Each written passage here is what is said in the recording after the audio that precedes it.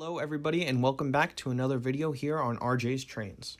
Today's video will be broken up into two parts. The first, an in-depth dive into the history of these two beautiful models, and the second part, an in-depth review of these models.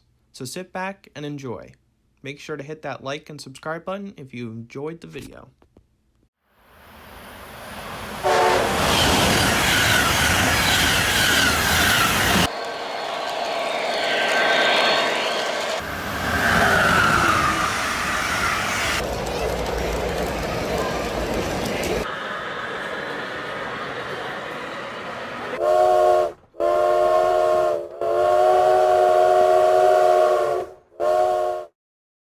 For many of you guys who watch my channel, you might be familiar with the Lionel post-war General, but it was in fact a real locomotive.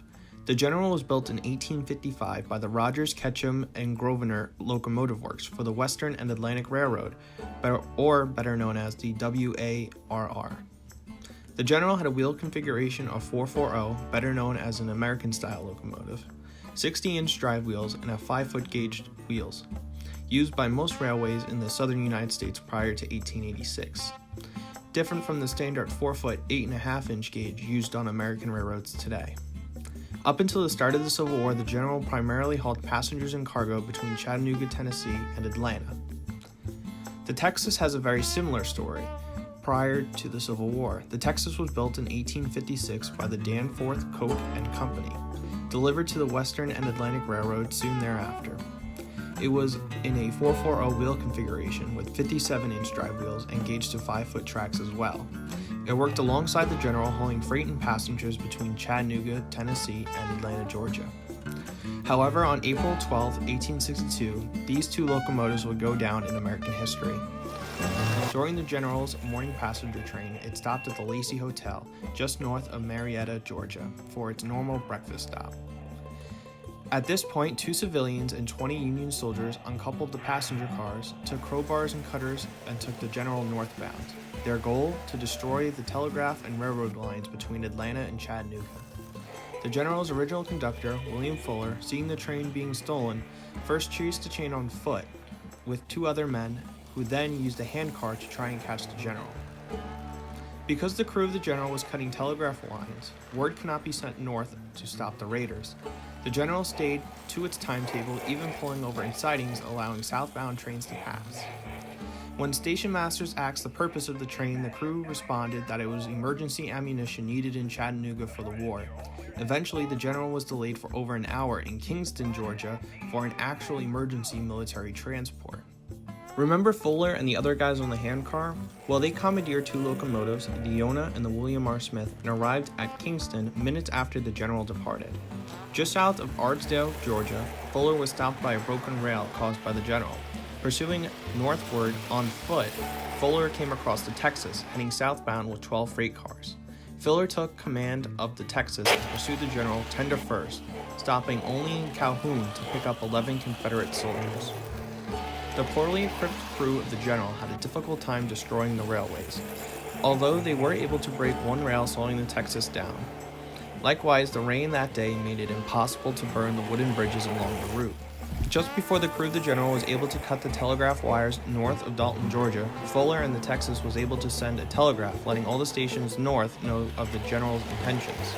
Finally, just 18 miles south of Chattanooga in Ringgold, Georgia, the General ran out of fuel and the General's crew was captured. 2 civilians who took place in the raid were hanged for being spies. 7 others were also hanged. 8 escaped prisoner of war camps with the help of slaves and Union sympathizers, and the remaining 6 were exchanged for Confederate prisoners in 1863. All but 3 of the soldiers were some of the first to be awarded the Medal of Honor, the United States military highest and most prestigious personal military decoration that may be awarded, to recognize the military service members who have distinguished themselves by acts of valor. In 2018, the House of Representatives passed a bill awarding the Medal of Honor to 2 of the 3 remaining raiders, but as of the writing of this video in 2020, it still has not been acted upon. Following the war, both the Texas and General remained in service until the 1890s, being re-gauged to the standard 4-foot, 8.5-inch gauge in 1886. The Texas was donated to the city of Atlanta in 1903, where it remained on static display since then. In 2007, the Texas was taken to the North Carolina Museum of Transportation, where it was cosmetically restored to its post-war appearance. In 1901, the General was placed on static display in Chattanooga, where it remained for almost 50 years, only leaving to go to exhibitions such as the New York World's Fair in 1939. In 1959, the Louisville and Nashville Railroad overhauled the engine, equipping it with modern air brakes, a knuckle coupler on the tender, and made it oil-fired locomotive. It spent most of the 1960s touring around the country under its own power, and today it sits on static display in Kennesaw, Georgia, near where the locomotive was originally taken.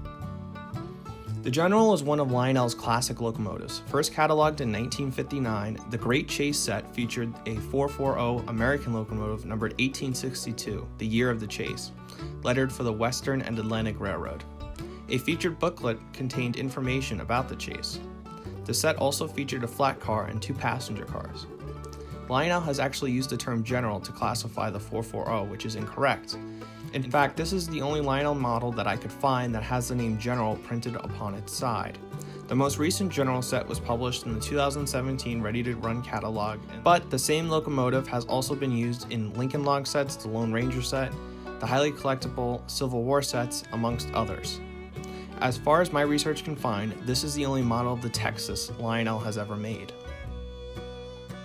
The 2 models that you see before you were offered by the Lionel Collectors Club of America in conjunction with Lionel for the 150th anniversary of the chase. It should be noted that these are ready-to-run engines, not perfectly scaled, so of course some details will be off. Both engines are molded into the shape they would have been after the Civil War, which makes sense because Lionel first produced the mold in the 1950s. Originally, and during the time of the chase, both locomotives had 3 domes, and after the war they were rebuilt with 2 domes, as represented here. Likewise, the engines also received numbers after the war as well. The General is accurate to the way it is currently on display from as far as I can tell. The Texas did have a blue boiler, but I cannot confirm the maroon cowcatcher and cab. Regardless though, both have beautiful paint schemes. Likewise, the brass-colored dome, whistle, and bell really make the engine pop. The engines are equipped with smoke units and rail sounds from Lionel, so they have a bell, whistle, chuffing sounds, and some crew dialogue.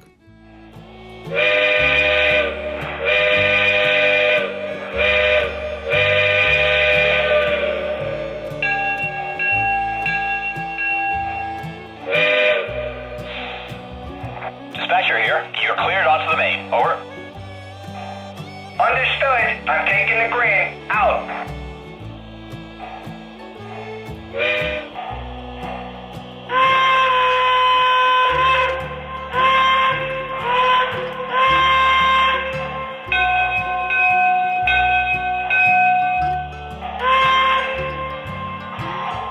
Dispatcher here. You're cleared onto the main. Over. Understood. Cleared. Outbound. Out. My biggest complaint, which is a minor one, which is to say that the locomotives have very little pulling power, which is to be expected because these are really collector's pieces. Well, that about wraps it up here. These are some beautiful locomotives and I highly recommend them to anybody. I hope you guys enjoyed the video. It took a lot of work, so it'd be greatly appreciated if you could hit that like button and leave a comment. Thank you and take care.